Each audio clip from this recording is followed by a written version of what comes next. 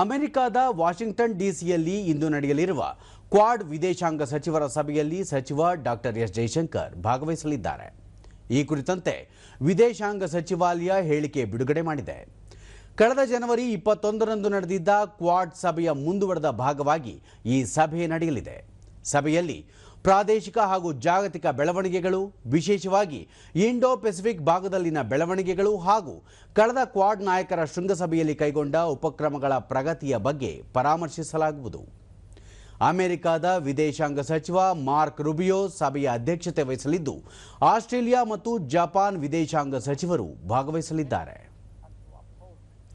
ನಿನ್ನೆ ವಿಶ್ವಸಂಸ್ಥೆ ಆಯೋಜಿಸಿದ್ದ ಭಯೋತ್ಪಾದನೆಗೆ ಮಾನವರ ಬೆಲೆ ತೆರೆಯುವುದು ಎಂಬ ವಿಷಯ ಕುರಿತಂತೆ ವಿದೇಶಾಂಗ ಸಚಿವ ಡಾಕ್ಟರ್ ಎಸ್ ಜಯಶಂಕರ್ ಹೇಗೆ ಭಯೋತ್ಪಾದನೆ ಅಮಾಯಕ ಹಾಗೂ ಮುಗ್ಧ ಜೀವಗಳನ್ನು ಬಲಿ ತೆಗೆದುಕೊಳ್ಳುತ್ತಿದೆ ಎಂದು ವಿವರಿಸಿದರು.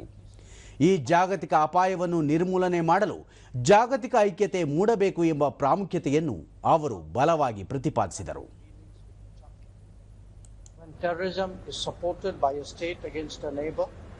When it is fueled by the bigotry of extremism, when it drives a whole host of illegal activities, it is imperative to call it out publicly. And one way of doing so is to display the havoc that it has wreaked on global society.